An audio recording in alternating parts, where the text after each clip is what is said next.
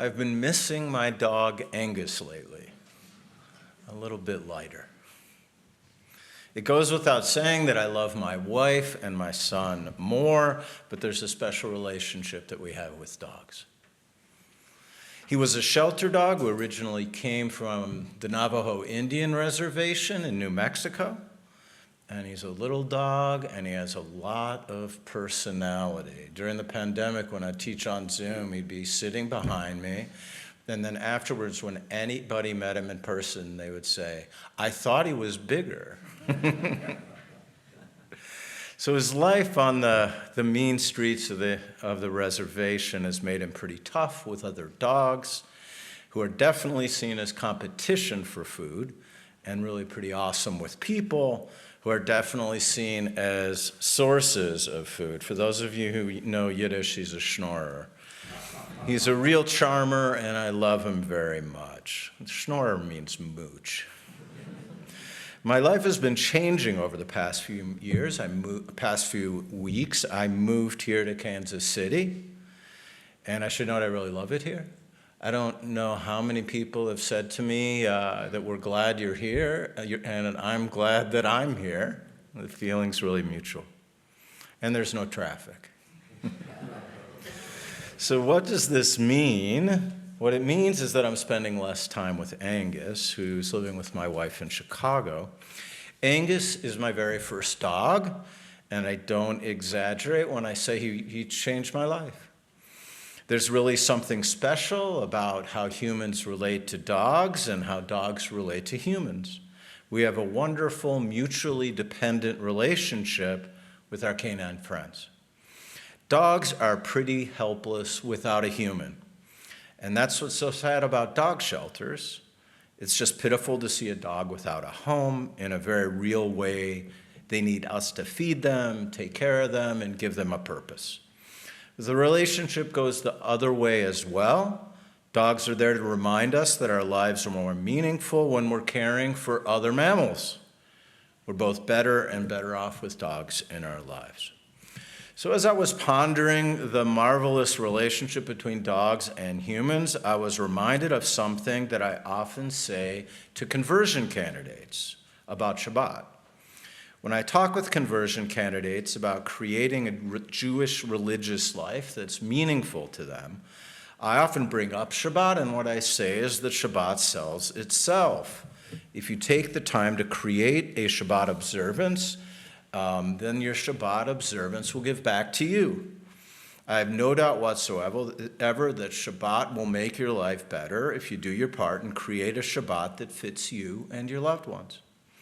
What I'm doing here is creating an admittedly imperfect but hopefully useful analogy between dogs and Shabbat. Essentially, if we give to them, they make our lives better, and Shabbat works the same way if we have a wonderful reciprocal relationship with it as well. If we give to Shabbat, it'll give back to us in so many ways. So there's a midrash in an early rabbinic text called the Mechilta that talks about this idea. According to the Mechilta, we should always be looking for ways to add beauty to Shabbat. I quote, "Pay attention and always remember Shabbat, so that if you chance upon a beautiful thing during the week, you should prepare it for Shabbat." There's a great insight into this text. If we want Shabbat to be meaningful, we need to realize that we have a reciprocal relationship with the holy day.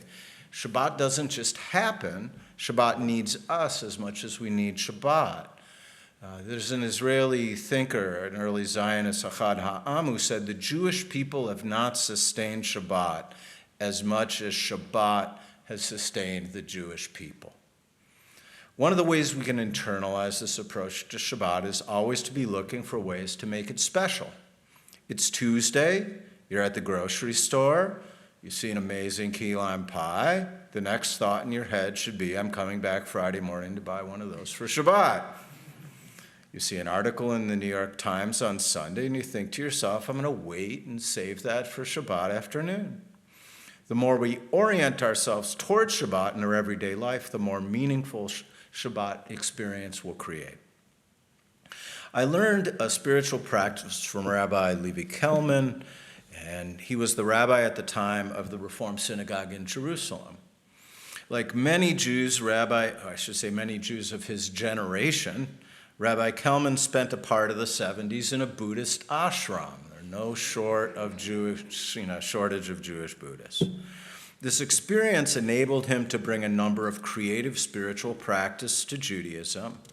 And for those who went to Shabbat services at his synagogue, you would experience a meditation that he'd do towards the beginning of this service.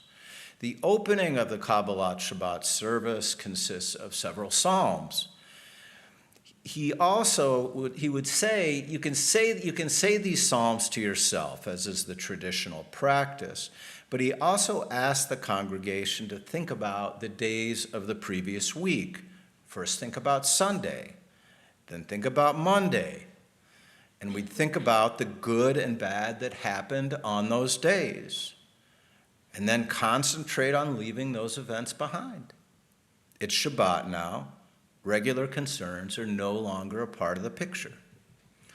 And this meditative practice is a reminder that preparing for Shabbat it's not just a matter of making sure that there are sweets in the house, so that is important. It's also a spiritual process. Like any spiritual process, we need to make the effort first. We need to find ways to mark off Shabbat as something special and something different. And the more we give, the more effort we make, the better experience that we'll have during Shabbat. So the main lesson that I want to reiterate here is that our relationship with Shabbat is a reciprocal relationship. The Kabbalists call this an arousal from below that has a response from above. A fancy way of saying we need to do something down in this world if we want a response from that which is holy. God will respond with the joy and pleasure of Shabbat, but we need to do something first. And that's the nature of a reciprocal relationship. So back to dogs and back to Angus. When I told my wife that I was doing a sermon on dogs, she said, "You're not only talking about Angus." I have a reciprocal relationship with little Angus. I give him food, I take him on walks, I take care of the basics and also try to go beyond the basics in our relationship. We play ball, we exchange physical affection, and anyone who has a dog knows that the results are pretty astounding. The deep affection that we feel for our dogs is an absolute gift. There's nothing like it. Now imagine if you could have that feeling all day once a week, and that would truly be a gift, the gift of Shabbat. Shabbat Shalom.